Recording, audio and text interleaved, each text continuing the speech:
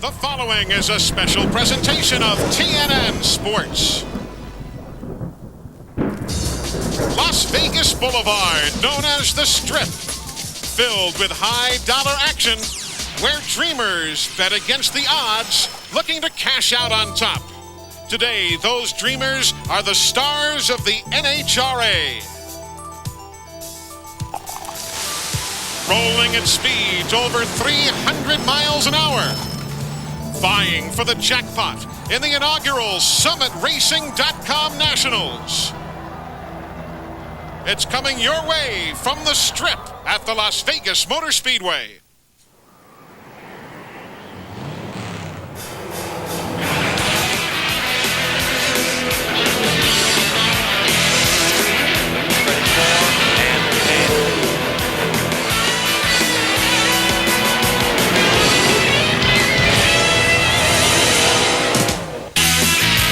It is racing's newest crown jewel in the Nevada desert. You are looking at the Strip at the Las Vegas Motor Speedway. It's opening weekend, and the NHRA is coming to you on TNN Sports. The SummitRacing.com Nationals is here in Las Vegas, Nevada. It is a simply magnificent day for this magnificent setting. Temperature 85 degrees. The weatherman says it could well creep over the 90-degree mark before the day is done. And certainly in a community where big dollars are always the big story, we are seeing nearly $1.8 million on the line today out of the $45 million purse that make up the 23 races in the NHRA Winston Drag Racing Series. Top fuel points. They are tight, as you'd expect, just 3 races in. But some big stories are going to be unfolding here today, and you've got the best seat in the house. Take a look at the next group of 5 as the point standings shake down with Doug Coletta, Bob Vandergriff, Doug Herbert, Corey McLenithan, and Don Lampus. Hi, everybody. Welcome to the Las Vegas Motor Speedway and the Strip. Eli Gold, along with the Chi-Town hustler, Frank Hawley. Now, Frank, over the years, we have seen Bristol open up. We have seen a lot of new racetracks open up for the NHRA Winston Drag Racing scene. What are these competitors having to deal with here this weekend on an unproven quarter mile? Well, of course, all the drag strips are a quarter of a mile long and 60 feet wide. The walls are the same. Right. And this is no different. But what is different is that it's a brand new racetrack. Now, the first part of the racetrack is all concrete, so that's pretty easy to duplicate from one track to the other, but it's the asphalt, the last part of the racetrack, that's difficult to make exactly the same. In fact, I've even heard stories where they would import the components from one state to another to try and duplicate really good asphalt. Right. So we're going to need a lot of race cars down this track in order to get good performance. Now, one thing is the same here this weekend as at any other racetrack. Some guys have figured it out right off the bat, and others have not. Take a look at the qualifying order and see how your favorite is done. For Kenny Bernstein, the 51st time ever that he has been the #1 qualifier. Melanie Troxel has been wonderfully successful and popular here this weekend. The second group of 16 who have made it in top fuel include some very interesting names, and of course veterans including Doug Coletta, fresh off a victory last time out, and Bobby Baldwin bringing up the number 16 spot. Now, we have already seen round 1 competition take place.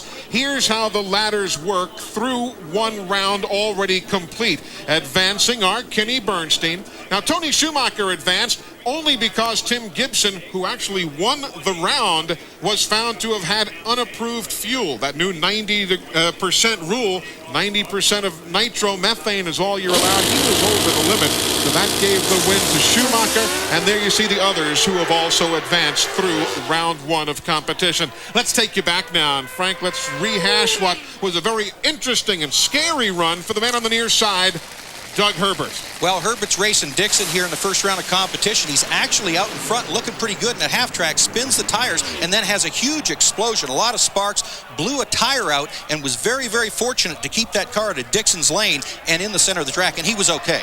Now, we also told you a short while ago how Tony Schumacher lost to Tim Gibson. Here's how the run looked. But again, Schumacher was given the win after Gibson was found to have 90.4% nitro. He wasn't cheating. It was just a No, mistake. they have to draw the line somewhere. It's 90%, and the way they measure it from the temperature of the air can even change. And they just made a miscalculation was all. Third member of our broadcast crew this season, as in years past, Steve Evans, who's here in Las Vegas. He has an update on the #1 qualifier, Kenny Bernstein. Thanks, Eli. You Kenny Bernstein fans will be happy to know morale is high in the Bud King pits, and it should be. Now, Kenny hasn't won on the National Event Trail in 26 starts over a full calendar year. But Friday, they roared in here with a brand new Brad Hadman car. So new Kenny had not even sat in it until they warmed it up and promptly took the #1 qualifying position with a stunning 4.63 second elapsed time. They beat Bobby Bolden in round #1, but performance fell off to a 4.73 because they're making so much power and the clutch was maybe a little tight. They were smoking the giant Goodyear tires. So they've got to find that power balance to contend with some of the 60s recorded by Gary Scelzi and Corey Mack. Eli? Steve, thank you very much. We'll, of course, follow the exploits of Kenny Bernstein. A magnificent day. Doesn't matter if you're a youngster, an oldster, or anywhere in between. There's something for you here at the Las Vegas Motor Speedway. We're back with the funny car picture next. As you'd expect here in Glitter Gulch, it's a great crowd for NHRA Winston Drag Racing opening weekend of this magnificent strip here at the Las Vegas Motor Speedway. Time now to update you on funny car doings. Let's first check out the points, bring you up to speed through 3 races this year. Jerry Tolliver has just been skunking the series. Well, I'll tell you, seeing John Force in second place is something new for a lot of these race fans. Hey, it's new for Force. He's been kind of ticked off about it. Look and see how your favorite is doing. Al Hoffman in there at number 10 in the Moon Eyes machine for Jim Dunn. Now, taking a look at qualifying order for this weekend. See if your favorite made it into the top 16. No major surprises. Yeah, right. Todd Payton, second time out of the box. He's #1 qualifier. And as a fellow Canadian, I feel quite proud of Todd. He's doing a great job. We've had to sing "Oh Canada" up here in the booth 3 times already today, folks. There you see Kristen Powell is in. Tolliver, number 14 qualifier, and Bob Gilbertson also making the field. Now, round 1 is already complete. Let's see who has advanced and who has not here at Las Vegas. Gilbertson thought he'd be able to pull off an upset, but Todd Payton got by him. Tony Pedregon, Tim Wilkerson gets the win, and John Force and Cannon. We're going to look at that highlight in a moment. That was a good run. On this side, you can see Hoffman moved in. He was one of the other cars that has a lot of potential to fly and maybe win this race. But the big story, obviously, the fact the #1 man in points. He's been so hot, Jerry Tolliver, just not making it through round #1. What's so difficult about this, so good for Scusa, of course, is to win the round of competition. But a lot of people will say, well, it's early in the year, so the points don't matter that much. The points count the same amount for a round win, whether it's early or late in the year. And this first round loss is going to come back and bite him. And 2 of the NHRA's most unusual personalities, John Force and Scotty Cannon, head-to-head. John Force, they didn't qualify all that well. They struggled a little bit, lost a few qualifying runs, but Austin Coyle came back and did an excellent job, gave him a good car for that first round. Steve Evans, obviously, though, probably the biggest story of the day and the weekend has to be Todd Payton getting in there as #1 qualifier. Well, folks, there are 2 wonderful stories in the funny car pits here in Las Vegas, and they are at opposite ends of the age and experience spectrum. First of all, let's talk about the young Canadian from Toronto. That would be Todd Payton. He drove his first Nitro funny car race a few weeks ago in Gainesville, Florida, qualified for and went to the semis. Here this weekend, he stunned the crowd, taking the #1 qualifying spot at 4.94 seconds. He beat Bob Gilbertson earlier today in round 1 with a solid 5 flat. I mean, this team is on a roll, the Nitro Fish, as they call it. Now, on the opposite end of the spectrum, how about the grumpy old men? Al Hoffman and Jim Dunn teamed up to put out Whit Bazemore in round #1 with the second best elapsed time of the weekend, 4.95. This is going to get really interesting. Eli? And thank you to our own grumpy old, well, no, Steve's not grumpy. Steve's not old. He smiles all the time. He's a nice guy. Steve's not grumpy. Steve is a nice guy. We're back to the strip where all the green is about to wave. Welcome back, everybody. Second round action here at the strip at the Las Vegas Motor Speedway. About to come your way. And by the way, talking about speed, you need to check out one of the hottest new shows on TV. See how federal agent Lucky Vanis brings in the bad guys with his high-speed, high-tech big rig. Catch 18 Wheels of Justice every Wednesday night at 9 p.m. Eastern and Pacific. It's a part of TNN's Action Wednesdays. Eli Gold, Frank Hawley, Steve Evans, David Grubnick, and Joe Amato about set to go here at Las Vegas. For Grubnick, after failing to start in Gainesville, had that big engine explosion in the final qualifying run on Saturday of that weekend. This has been a sweet return to competition.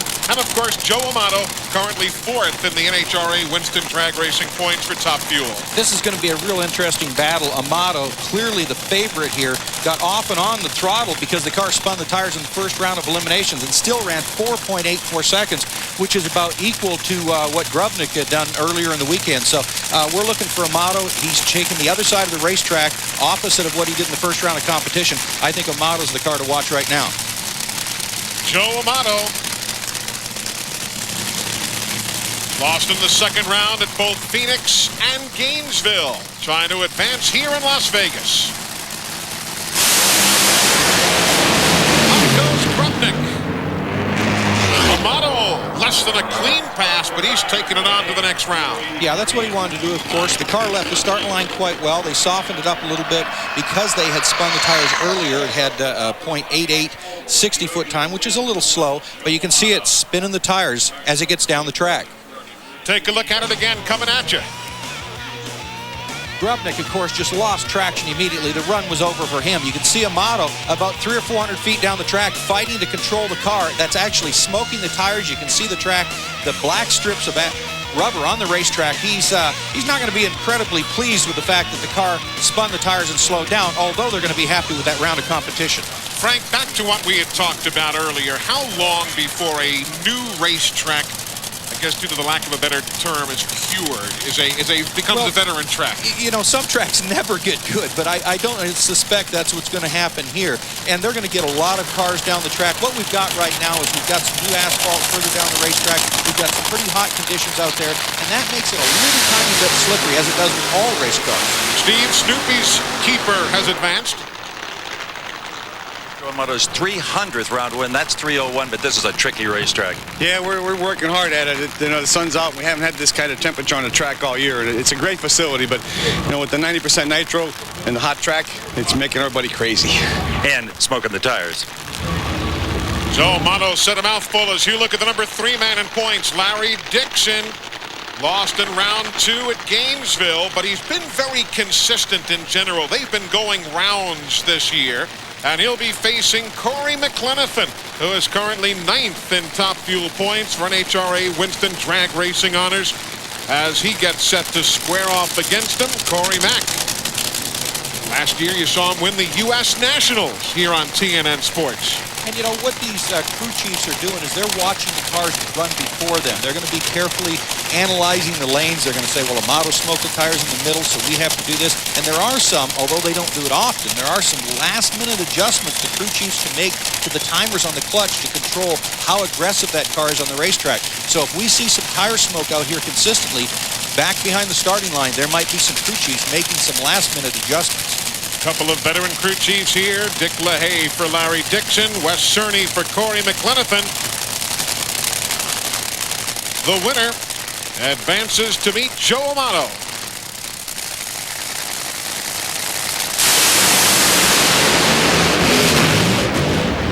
This is a peddler job all the way. Give it to Corey Mack. Again, not a pretty run. 564 at 261 miles an hour. And, of course, Dixon is a pretty good peddler if he has to be. But this time, Corey Mack, smoking and belching flame as he went, gets the win light. You know, there's a lot of pressure on the drivers out here. And what Amato was talking about, the high track temperatures, is what's going to happen here. They leave the starting line. It looks pretty good as they take off from the starting line. But then we see tire smoke early.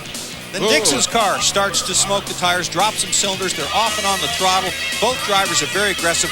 Just picture driving on ice at over 200 miles an hour. That's what these guys are faced with right now. Very, very difficult driving on this track. Guy on the left of your screen, Corey Mack. See how close he got to the center line? If you go over the line, you're done. You're automatically disqualified. But he stayed on his side of the road as the folks have flocked to the pits and manufacturers midway.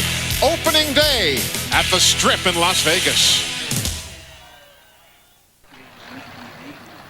Getting set to get back to work here at the Strip at the Las Vegas Motor Speedway. It's a magnificent facility that's been built by Bruton Smith, and it's the racetrack where that man, Kenny Bernstein, would love to get back to victory lane. Was winless a year ago, hasn't won since late in 1998. We went behind the wheel with the Bud King to talk about that winless streak.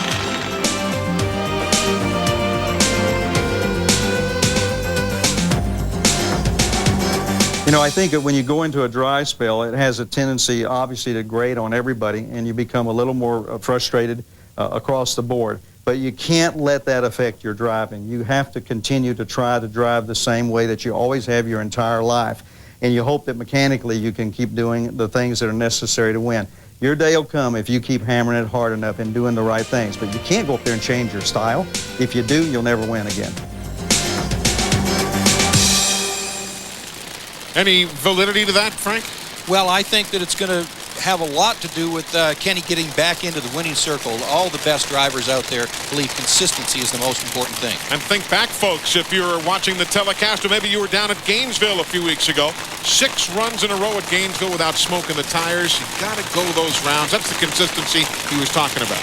Yeah, consistency in the race car setup, and also consistency in your mind and how you approach the starting line and what you do in your routine. And that's the kind of stuff that Kenny has to do in order to get back on that winning track. And of course, closest to you, that's the Exide machine driven by that man, Tony Schumacher. If you're just joining us along the way, he was bounced in round 1 by Tim Gibson, but in the post-run inspection, Gibson's fuel outside of the parameters, Schumacher reinstated.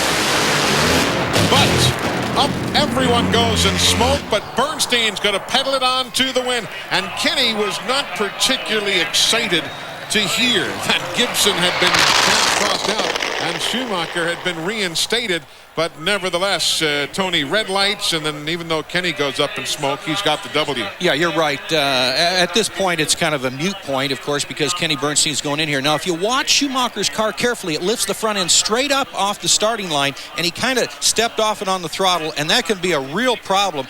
That is an error that was made right on the starting line and caused the car to red light. Now, a great break for Bernstein, because a couple hundred feet out, he smokes the tires, gets off the throttle. That's when it regains traction, gets back on it, it smokes the tires again. Pretty much a horrible run for him. Probably will lose lane choice in the next round of competition, but at least he's going there. He is going against either the man you see there, Scelzi, or Doug Coletta. This is going to be a good matchup right here.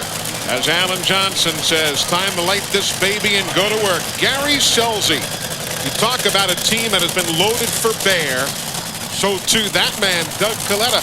Both teams have come out of the box here in the year 2000 extremely well prepared. And they have really played it out so very well here early in the season. Meanwhile, the far end, Steve Evans. Well, Kenny Bernstein, on this racetrack, when you leave the starting line, you have to be ready for anything, and you were. Yeah, you really do. It's tricky. It's hot. It's gooey out there, and it's tough right now. It's going to take quite a bit to get through this race, obviously, but we're tickled for the Budweiser King team. They did a great job, my crew boys. Semi-final bound is the Bud King.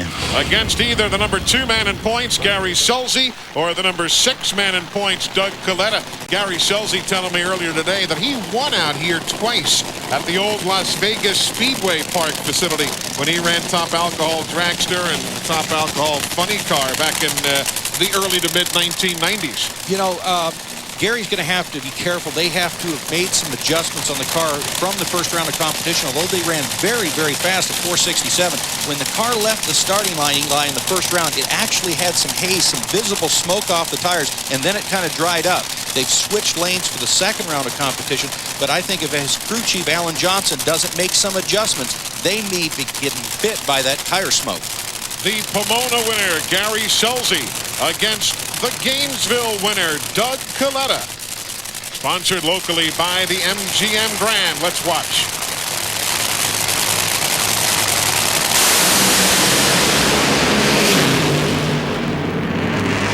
Again, hazing on both sides of the Carson. There goes the blower belt and all sorts of parts from Doug Coletta's machine. The win goes to Scelzi with a 480 at 283 miles an hour.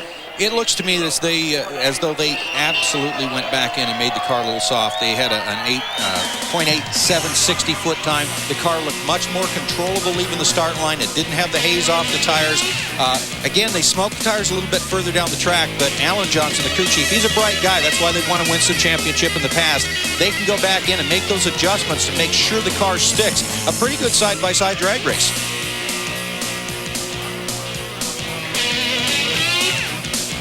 Both drivers nursing it to the finish.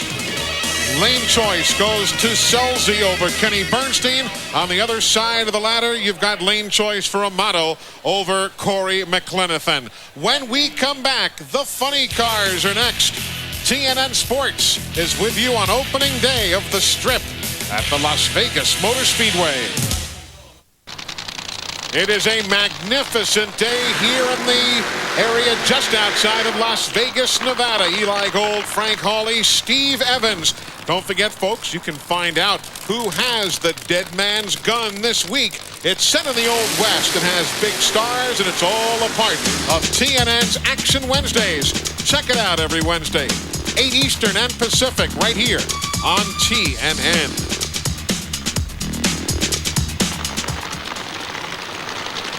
Steve Evans at the far end. Let's button things up on Top Fuel. Gary, I'm not sure Christy Yamaguchi could skate down this racetrack right now. It is treacherous. Oh, I'm telling you what, Team Winston smoked the hoops pretty good on that one, but I did not care. When I saw Tony red light, I had to stay after it. And, you know, we got by it, and I'll tell you what, it's a good feeling to know that other car went out, let me tell you. Gary, another driver not happy to see Schumacher back in, but let's stress that no one's saying Gibson was cheating at 90.4%. They're just saying, guys, you've got to monitor your fuel more carefully. We're serious about this rule. That's true. I mean, to cheat, I mean, you're going 94%, 95%. This is just a calculation error. Yeah, absolutely. These guys aren't out here to try and cheat. They do want to get as close to that 90% as possible, though. Jim Epler on board with him against Al Hoffman. Going for Jim Dunn. The Moon Eyes team up in smoke, and Jim Epler's taking it on to the semifinal round. That's going to be a 5:02 for the man out of Phoenix, Arizona. 2:97 for Jim Epler. I'll tell you, one of the things that's so impressive about a 5:02 out of the funny car is they don't have as much rear weight as the top fuel dragsters, and the fuel dragsters are spinning the tires. I thought it'd be even worse for the funny cars. You can see Jim Epler in there, his left hand in there, fighting on the steering wheel to keep the car in the center of the track. But an absolute fabulous run for the funny cars. Because of the fact that they don't have those huge rear wings and as much weight on the rear wheels, I would have expected even more tire smoke. So the Epler crew, Dale Armstrong and those guys, they're looking good right now. Epler losing in round one at Gainesville. 9th in points. Puts himself in a position to pick up some valuable Winston points here today. As this fan crowd looks on, and I'll tell you, this is a magnificent turnout here, and we hope you can make your way to an upcoming NHRA event, but if not, just keep it right here on TNN Sports. We will be with you from just outside of Houston, Texas next weekend, the O'Reilly Nationals. Then from Richmond, Virginia, Atlanta, Georgia. We'll be with you in the month of May at Dallas, and of course later in the season, up with the Colonel at Brainerd, then the U.S. Nationals and Heartland Park in Topeka. All of that coming up here on TNN Sports. This will be an intriguing matchup. Tony Pedregon against a man who in his second event has become the #1 qualifier, Todd Payton out of Brantford, Ontario, Canada. A fellow Canadian. I was born and raised just a little ways away from Todd Payton, and have watched him in his entire career, and he spent a lot of time. He's a newcomer to Nitro, but not a newcomer to drag racing. He spent a lot of time in the alcohol funny car category and has won a lot of big races, so he's a pretty savvy driver for a young guy. Won a couple of IHRA championships, 5-time Canadian Drag Racer of the Year, and now to a many-time American Drag Racing Broadcaster of the Year. So Steve. Hey, tremendous. A 5-0 from the Big Red Machine its debut weekend. That was impressive. That is impressive. How about that for the WWF fans?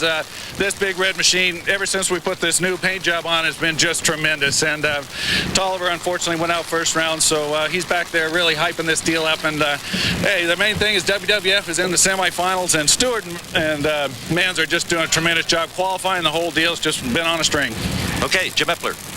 He is all excited talking about Terry Manger, John Stewart, the guys who handle the crew chiefing. And there is the youngest of the Pedregon brothers, Tony Pedregon, in the Syntec machine, driving for John Force.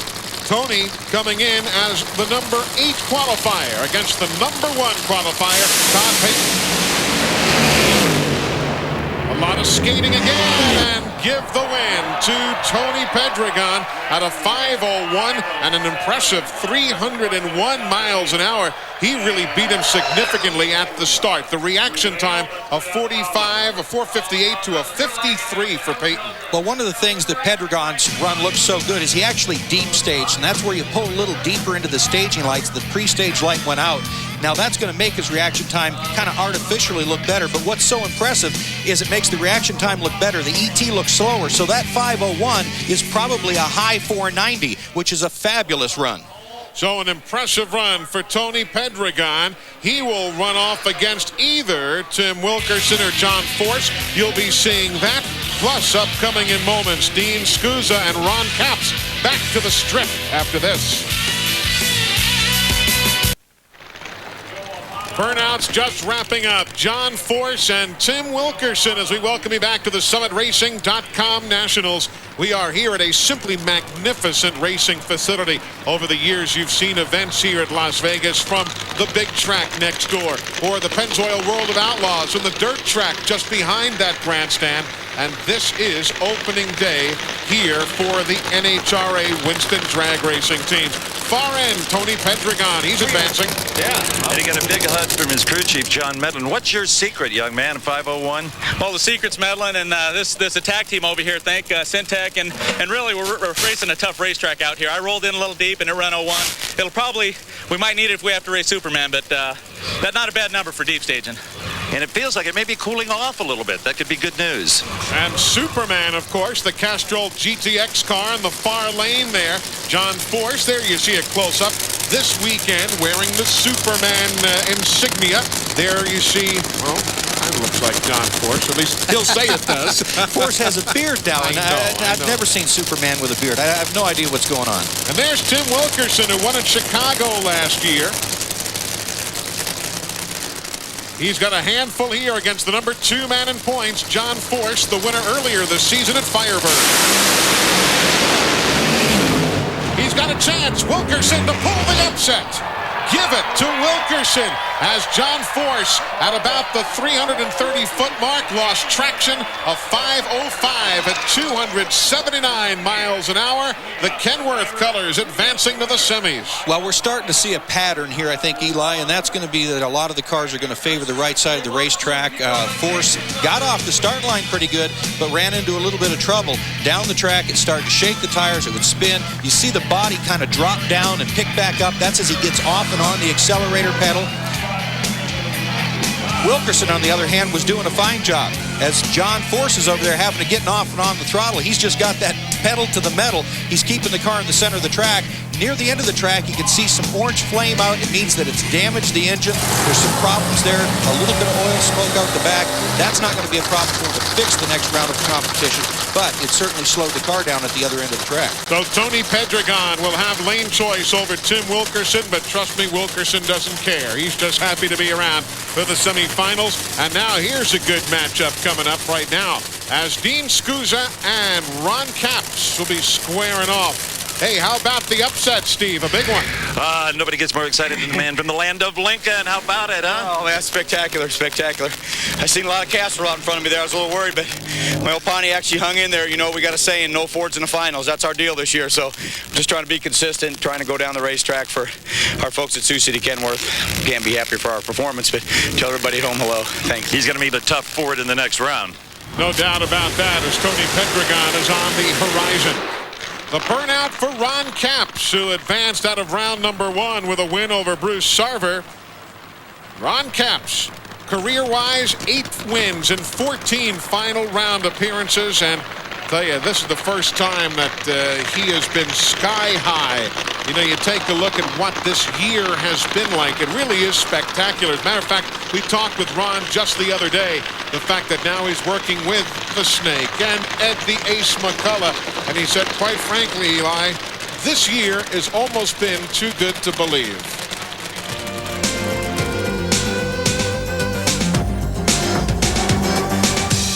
My life is unbelievable, and you know, it's got to be cliche, 97, I'm living a dream, and honest to God, that's it. I got a beautiful house, I got a great family, and I embarrass Snake sometimes because I'll put him aside and I say, hey, I just have to tell you that I want to thank you for everything. And he goes, oh, shucks, you know, and he gets kind of embarrassed. I said, geez, you know, I'm getting paid good money to drive a race car. I get to wake up in the morning, show up, have Ed McCullough teach me how to drive, Don Prudhomme teach me how to drive, the best crew and best sponsors in the business, and I get paid to do it. And I swear to you that every day I wake up, I can't believe it.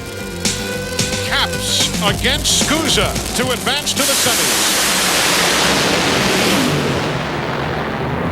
Good drag race, but smoke comes out of the header pipe for Ron Capps. The win goes to the king of the burnouts, Dean Scusa, a 5:05 at 294 miles an hour.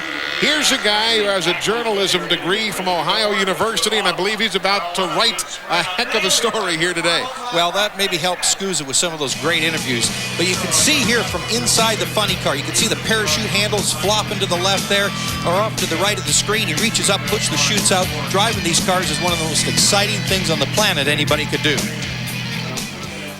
So we've got our matchups all set now with Tony Pedregon against Tim Wilkerson, Epler and Scusa. That's going to be a good matchup coming up later as we continue from Lost Wages. Back here in Las Vegas, how about 7,000 horsepower coming at you? 40 times that of your average street car. 0 to 100 in 0.8 of a second. That's the ride that man's going to have, Joe Amato. And across the lanes from him, the MBNA colors for Corey McLenithan, currently 9th in points. I'll tell you, this is a wild ride, Top Fuel. Well, they're the fastest accelerating vehicles on the planet Earth, and out accelerate the space shuttle by almost twice. They will pull, these drivers will, 5 Gs when they launch, and I guess conversely a negative 5 Gs when they deploy the chutes. Actually, they stop even harder than when they accelerate, so it's quite a ride down the track. But in order to get a fast ride, the crew chiefs here are going to have to have made some adjustments after the last round of competition, Eli, because we remember both these cars had some traction problems. And that's one thing we've been seeing throughout all of the competition, even when the Federal Mogul teams have been out there. Some of the alcohol-burning machines have had trouble getting a hold of the racetrack now. I just stepped outside during one of the commercial breaks just to get a feel myself. It's well over 90 degrees now. It's gotten quite hot. Yeah, and that makes the track slippery, and you know the black asphalt down there can get well over 100 degrees. Amato said earlier it was about 125. That's going to cause poor traction, and that's what they have to be able to compensate for. Wes Cerny says, Corey Mack, you're all set.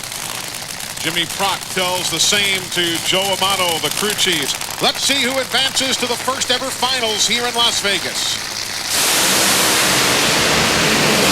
Good launch for everybody. Good drag race. Give the win to Joe Amato. 476 to a 74 for Corey Mack. 476 at 298 miles an hour.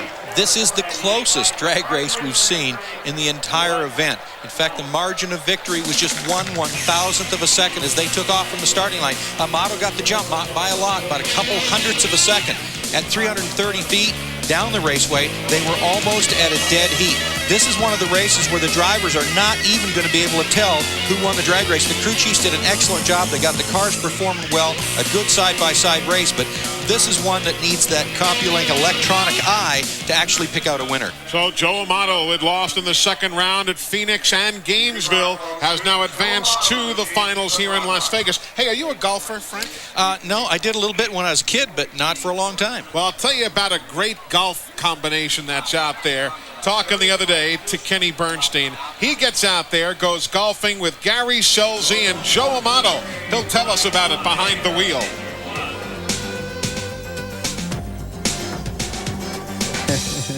You know, Gary Scelzi and Amato and I are good friends, and we play a lot of golf together. And I tell you, when we get out there being very competitive with each other, it's a lot of fun. It all depends on what kind of day it is, whether it's a happy day or a bad day. But we bet a lot of money, and it usually goes like this. Scelzi usually pays me, and I usually pay Amato. That's the way it usually works. But we're very competitive, and it's a lot of fun. It's wonderful to do it. Kenny Bernstein, the Bud King. Meanwhile, as he awaits the command to launch that candle, let's go to Steve Evans. What it's all about. Joe Amato, 1/1000th of a second difference. How fun was that? Oh, that was great. You know, I could feel him over there, and, you know, after the finish line, he went by me. I didn't know if he was there or not because my helmet has blinders on it. But, you know, for Tenneco Automotive and Dynamax and Valvoline, Keystone Key Park, this is what it's all about. The driver has to earn his payout here, and I told my wife coming into this race, I'm going to have to try and drive the wheels off because these kids are pressing, and we're having some fun out here now. Oh, boy. What a final round it could be. Doesn't matter who he races. I wonder what the real truth is on who's up on that golf game. I guess we'll follow that storyline. Well, we might have to find out from each driver. You think there's any chance the story might change from driver to driver? You mean you guys don't always tell the whole truth and nothing but the truth? So help me God, I do? We try to. So you do. Kenny Bernstein, the #1 qualifier here this weekend in Top Fuel.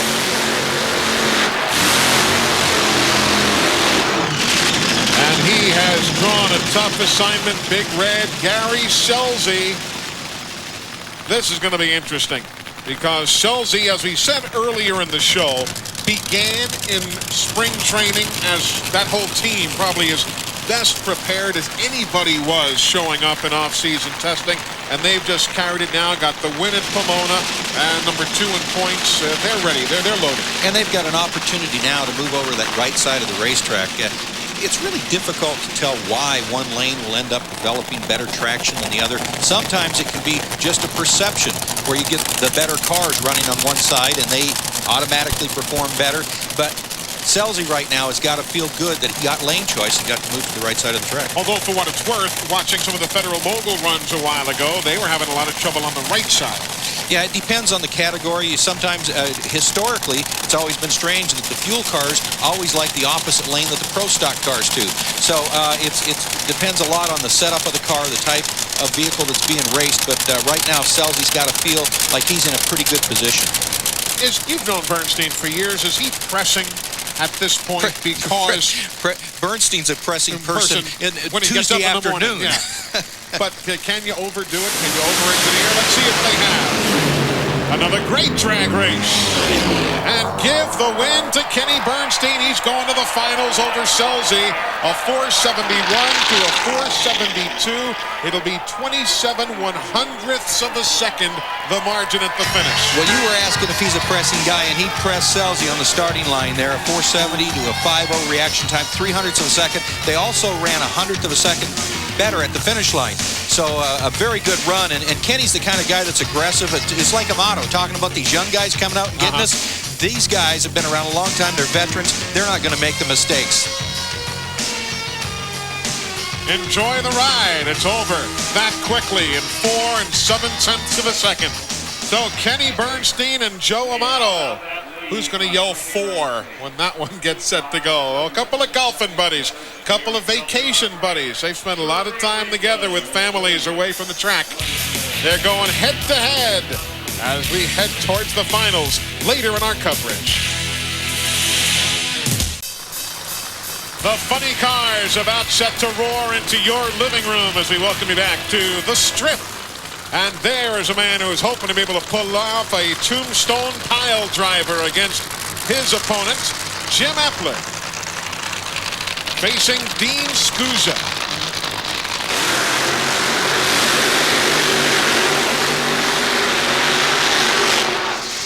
Even trying to outdo Dean in the drags in the burnout area. And of course, we all know that Scusa is the king of the burnouts. Meanwhile, Steve Evans is caught up with Kenny Bernstein at the far end. Well, Kenny Bernstein, you left on Selzy, you beat him to the finish line, and you've got lane choice. That's the hat trick. Yeah, you couldn't ask for more than that. That's a great team over there, the Winston and those guys. And when the Bud Team race them, you have to be ready, and our team did a great job. I want to say something for Robert Goodwin, our buddy. Hope he pulls through all this. And I ran it so far past the finish line, I think I broke it. He's loving that new Brett Hedman car. Brand new here at the Strip. As Steve said earlier, he hadn't even sat in that machine until they cranked it up here this weekend. This is going to be the 12th time that Jim Epler and Dean Scusa have gone head-to-head. Epler has the edge, 6 wins to 5 for the Matco team. Well, Epler's part of that Tolliver team, of course, this year, and they've got Dale Armstrong on board as a crew chief with Tolliver, and I know they've got a lot of talent over there on the Epler side, too. But that unity of all that talent base over there, the 2-car team, is really, really starting to prove itself this season. And I think that not only Tolliver, but I think you're going to see Epler have some pretty good drag races and start to move up significantly in that point standings. I didn't know you were as big of a wrestling fan as you were telling me before. Oh, huge. Yeah. Especially, folks, when he showed up in spandex and a Speedo, I said, I've seen enough. Epler and Scusa.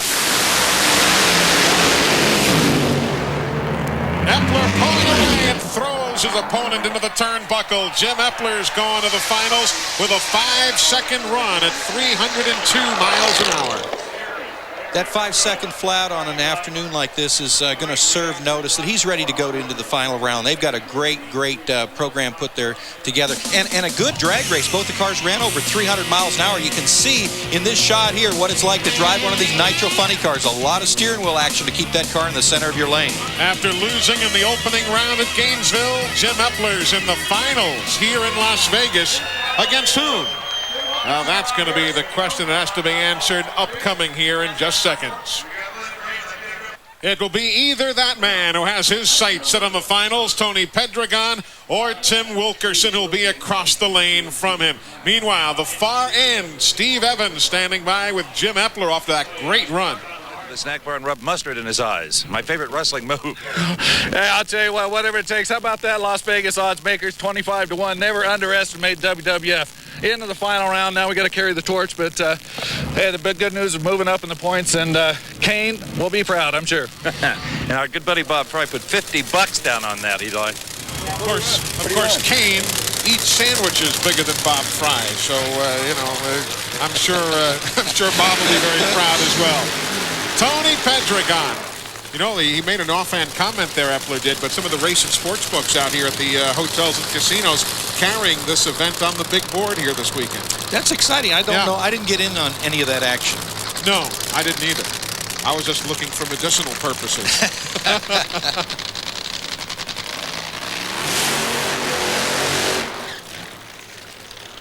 Burnout for the Kenworth team and Tim Wilkerson.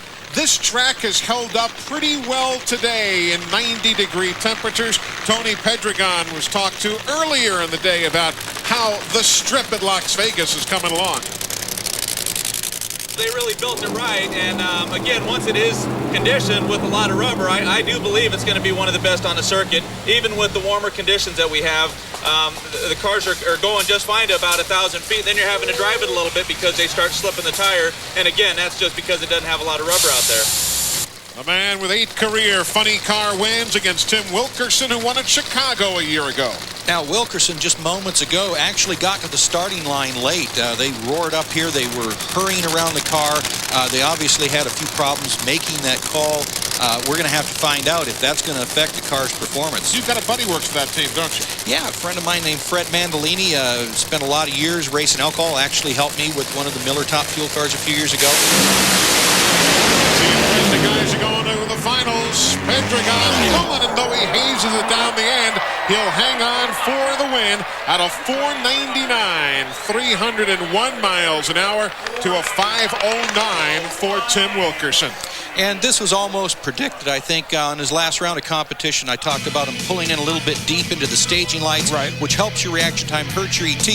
But the last one would have calculated out, without the deep stage, as a high 490 run. And he stayed shallow this time and came up with a 499. They're going to be tough to beat the final. Well, Pedregon had already gone to the finals earlier this year at Pomona and lost there to Jerry Tolliver. Now he's in the finals in Las Vegas, facing Tolliver's teammate Jim Epler, as we continue from the Strip.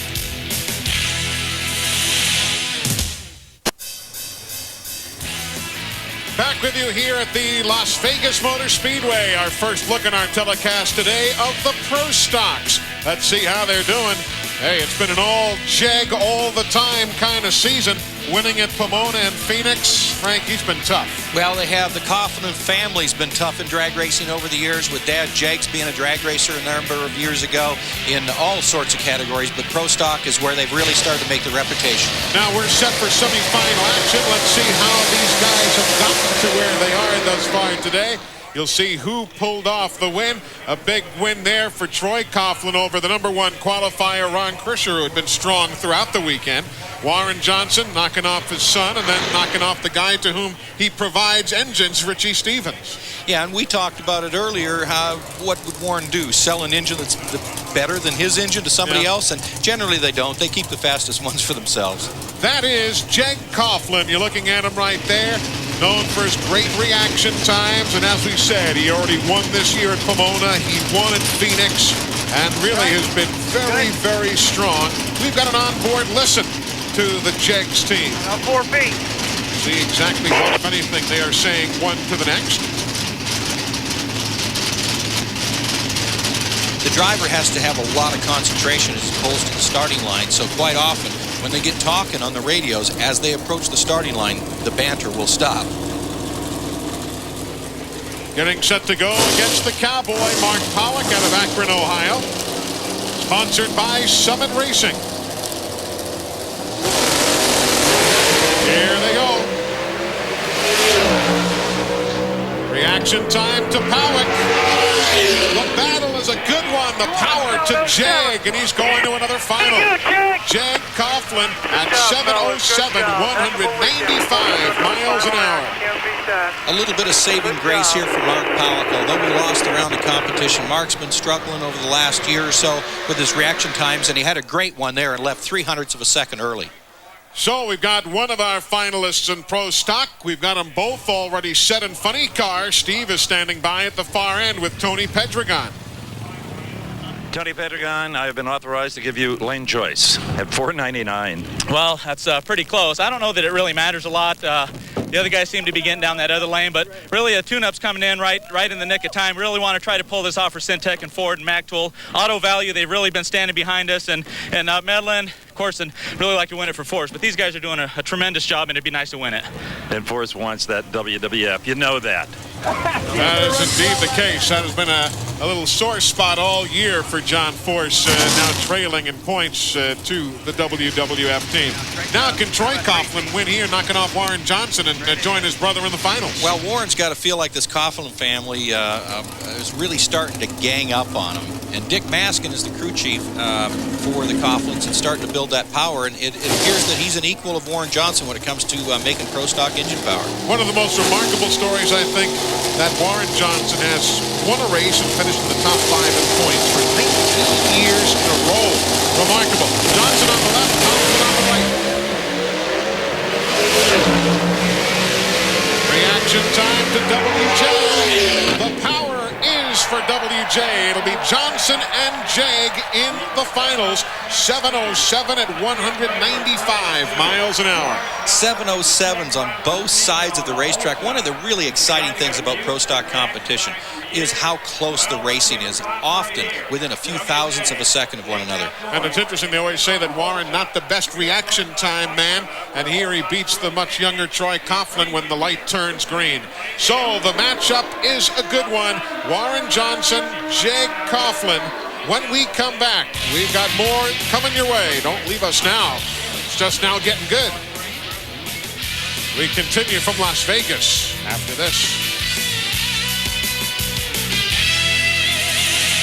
Not only have there been thousands of fans here at the Strip at Las Vegas Motor Speedway this weekend, but so too the World Wrestling Federation, well represented. That guy in the middle, 7 feet tall, Frank. Hey, by the way, Arena football kicking off on TNN this Thursday. The Arena Bowl champion Albany Firebirds taking on the Nashville Cats. Arena football, get it all, starting April 13th, 8 Eastern and Pacific, right here on TNN. I'll be there with Sam White, Jed Cunningham, Jill Arrington coming up on Thursday evening. You know, you never know who you're going to run into. We showed you the WWF folks there, and Frank Hawley is here. You never know who else shows up at an NHRA Winston drag race. That is Mike Tyson, the heavyweight champ of the world, many times over, here on Friday. Mike Tyson, welcome to NHRA Winston drag racing. Oh, I'm so ecstatic to be here. I'm here on the auspices. I represent a young man by the name of Lloyd Strauss. He's a young up-and-coming racer. We're both from Brooklyn, New York, and he needed sponsorship, and he's a personal friend of mine, and I was willing to sponsor him, and I'm so excited to be here. Unfortunately, his rider failed to qualify this weekend, but I dare say we've got a new fan for the NHRA. Look at Pro Stock Truck. Bob Piniella surviving out of that side of the ladder right there, advancing to the finals here at the Strip at Las Vegas Motor Speedway. And a good, solid run for Randy Daniels, also making it to the finals here this afternoon. That's really become quite a competitive series.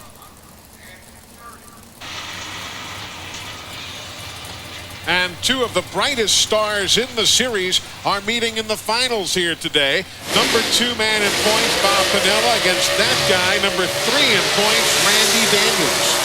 You know, this truck series has really been a great stepping up point, and a lot of the drivers, in fact, both of these drivers came out of Competition Eliminator, and it gives them an opportunity to come up into a pro category, pro tree, you know, with a standard transmission, a clutch car, or a truck in this case, and kind of show what they've got, show their stuff, and hopefully you're going to see some of tomorrow's pro stock stars coming right out of the trucks. Piniella winning at Pomona this year. Randy Daniels winning last time out in Gainesville. Randy has 3 career wins. Bob Piniella 5 career wins in Pro Stock Truck. Well, they've had some solid performances. If you're not familiar, Chevy S10s, Dodge Dakotas, GMC Sonomas, Ford Rangers, those are the eligible body styles. Normally aspirated engines with the 5-speed manual tranny, 2,300 pounds, 350 cubic inches. Very much a basic stock vehicle, if you will, or conventional stock. Get Pro Stock Truck. Here we go for the win in Pro Stock Truck. Piniella against Daniels, who had the whole shot. Piniella has got the win, 768 at 176 miles an hour. He wins at Pomona, and he wins today here at the Las Vegas Motor Speedway. Well, it was some good horsepower that helped him. He actually was a couple hundredths of a second late off the starting line. A very good reaction time, mind you, a .432 second reaction time to a .416 for Daniels. But that horsepower made the difference, and by the time they got to the 8th mile down the track, Piniella's truck was starting to outpower Daniels, and that was the big deciding factor, is that horsepower. So the defending Pro Stock Truck champion in NHRA Winston Drag Racing Competition pulls down the win here at the Strip on this inaugural weekend. And of course, coming in number 2 in points, that's really going to help him in the chase for the championship down the road, Steve. And to the winner go the spoils. Paul Sergi here, president of Summit Racing, with the beautiful championship trophy. You had to drive around him. Yeah, you know, I seen him out there in front of me, and God, thank God for this S10. All my crew, Mike Stryker, Jeff Gracia, Steve, everybody today, Wes Whitaker, everybody did such a great job. Without them, man, I couldn't be here. Without Jackie Beck, we couldn't have a winner's interview. Miss Winston, Jackie Beck. Now it's time for Pro Stock Bike. And let's see how Tony Mullen advanced. That Matt Hines matchup with Mullen was an interesting one, Frank. Well, Hines actually really didn't do anything wrong. The bike picked the front wheel out of the stage beam and gave him a red light. It really wasn't his fault. And Angel Sealing advancing through that end of the bracket, getting past Craig Treble to advance to another final. And there is Tony Mullen. What a team that has developed into being. Of course, with a career win, but that's another one of those fine efforts that's put together by a guy out of the Philadelphia Eagles, Troy Vincent, who really has become a major supporter in this series. Yeah, I saw Tony Mullen a number of years ago back at the school. Great young star, and going to do quite well. Number 2 in points against number 4 in points, Angel Seelig. The advantage for Tony, but Mullins has problems. Angel's going to take her first win of the year 2000. Tony Mullen had the jump with a 4:27 reaction time, but obviously problems right off the bat. It just passed the 60-foot mark, and Angel had a 7:40, 177-mile-an-hour win. Well, Angel has done a great job here today. She didn't want to red light in the final, wanted to be conservative, and a 4:30 reaction time was a great number to have because she rides for George Bryce, who owns Star Performance Parts and Star Racing, and they're one of the best pro stock motorcycle teams in the country. So she knew she had that star power to get her to the winner's circle as long as she made no mistakes. Career win number 11 after 5 wins a year ago. So Steve, Angel's picking right back up where she left off in 99. And a thrill for Jackie Beck, Miss Winston, to give the trophy, Paul Sergey has the trophy actually, to a good friend of hers. A nice, comfortable 4.3 light. That was smart racing. Oh, God. I don't even know what to say. I love Las Vegas before I came here, and I really love it now. Can I hold the trophy, please? Oh, man. You know, after losing the championship last year, winning this first race this year it's like the first one that I ever won. Thank you. This track is awesome, by the way. Viva Las Vegas. Indeed, Viva Las Vegas. She needs to be a little bit more enthusiastic. Yeah, what do you think? Not quite as ebullient as you'd like to see in Victory Lane. Now, here we go with what has been an interesting battle. Jag Coughlin winning at Pomona, winning at Phoenix against Warren Johnson, a 26-year veteran who won at Gainesville. And you know the story. He and John Force both chasing that victory record, that outstanding record that has been around for a number of years, trying to put their name in the record books.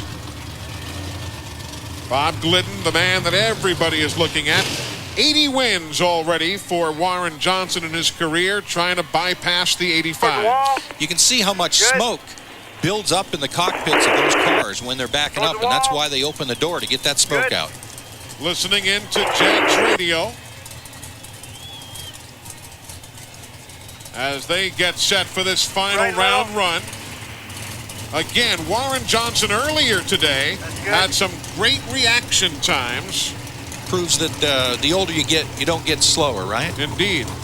Has 80 wins, as we say, trying to bypass Bob Glidden's 85, the 5-time Pro Stock champ.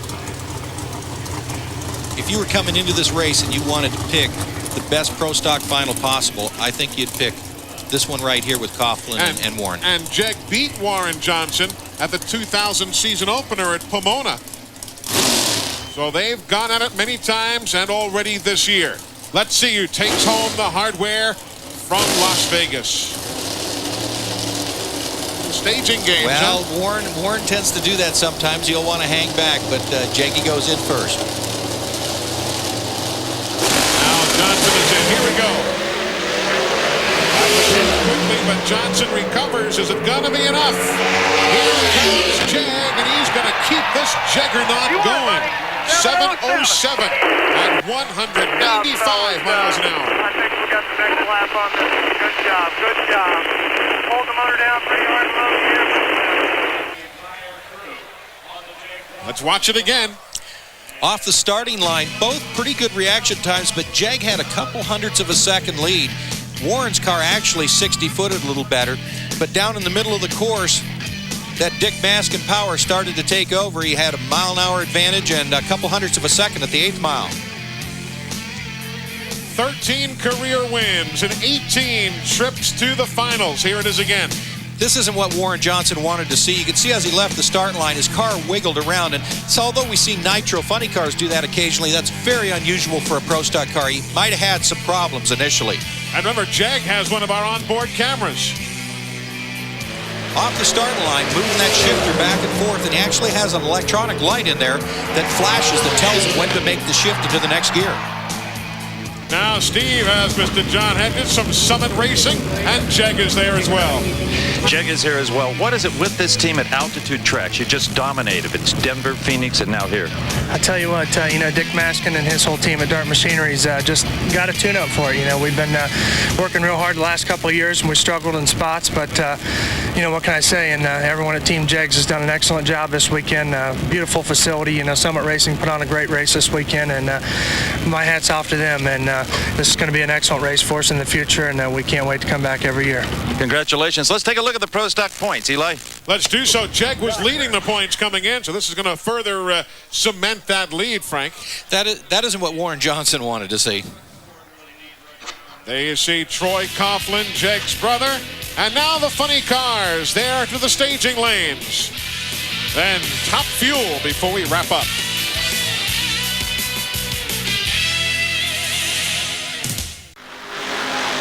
Welcome back, everybody, to the Las Vegas Motor Speedway and the Strip. Remember, quick mention, if you loved the movie The Magnificent Seven, and so many folks did, now you'll love the weekly series, The Magnificent Seven. They hand out justice every Wednesday night at 10 Eastern and Pacific. It's a part of TNN's Action Wednesdays. Check it out Wednesday nights. There is Jim Epler, has not won on the NHRA Winston Drag Racing funny car scene since 1993. Almost a couple of times last year, though, Frank. Do you think he wants it very badly, going that long winless? Now, let's talk about last year. Remember, he red-lighted at Indianapolis. Yeah. He couldn't get out of the finals at Houston. What's he thinking?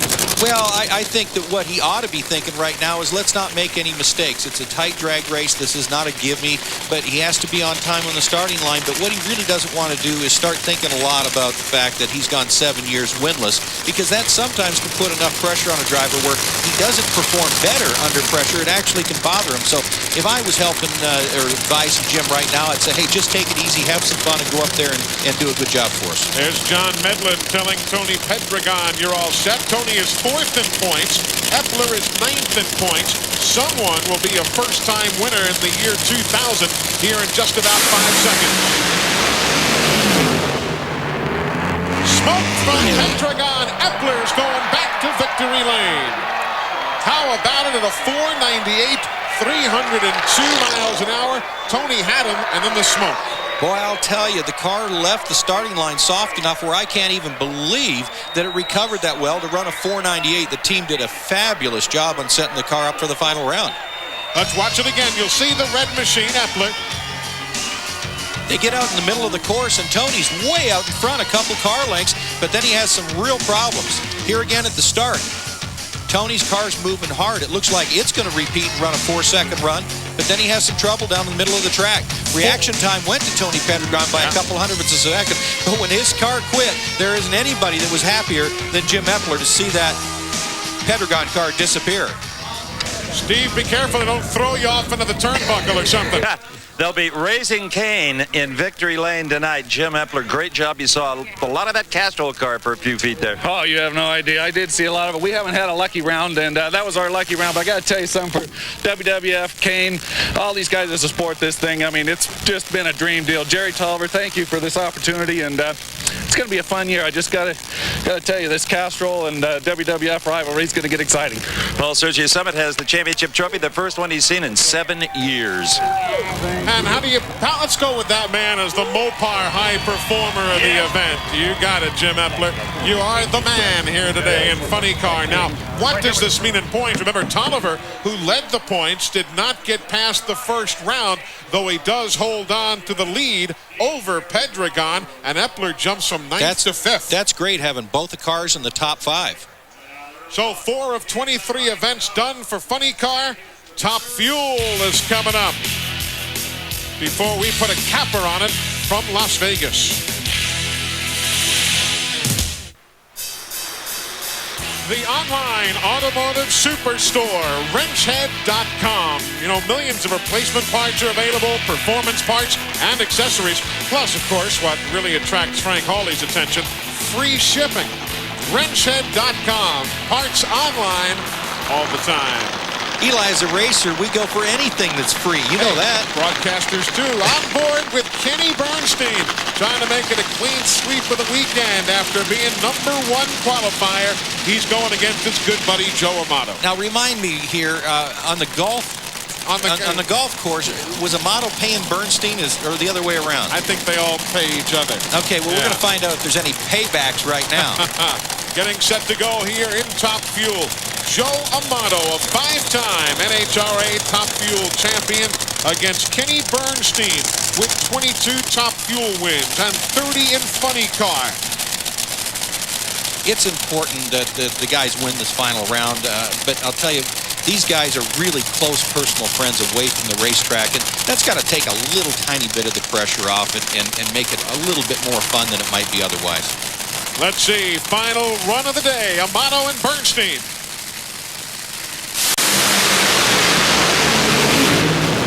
Kenny Bernstein up in smoke. The Bud King, however, has got enough to keep it going. And Bernstein with a 490 at 282 miles an hour is back in victory lane, first time since 1998. As they say, that wasn't pretty. Both cars lost traction as they got a little ways down the racetrack. Amato smoked the tires first, but then Bernstein followed shortly after. Watch it again. Bernstein far side.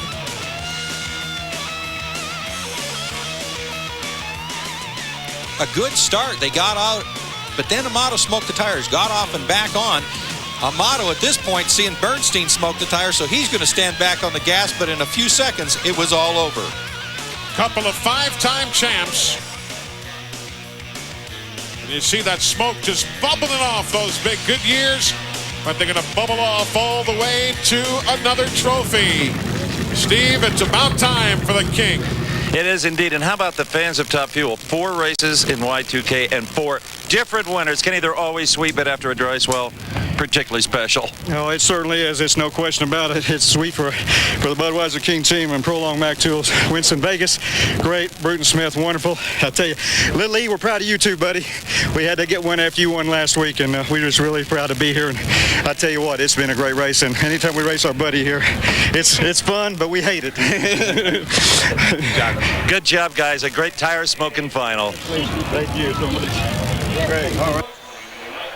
Well, you got to be pleased for Kenny Bernstein back in victory lane. And you know, Frank, this racetrack really a showplace living up to its advanced billing. It's absolutely beautiful. Great surrounding views of the mountains and the stands. A very safe race we've had this weekend, which is always great. And we see some new people or some people back in the winner's circle that haven't been here in a while, like Jim Epler. What a great weekend for him, and what a great place for his first win in a number of years. But now it's time to pack up and head towards Texas. We will be with you next weekend for the 13th annual O'Reilly Nationals at Houston, Texas, 4:30 p.m. Eastern and Pacific, next Sunday right here on TNN Sports. Hope you've enjoyed our coverage of the inaugural race here at the Strip in Las Vegas. For Frank Hawley and for Steve Evans, I'm Eli Gold. See you next week in Houston. Till then, have a great week, and we thank you for your time. Good evening from Las Vegas.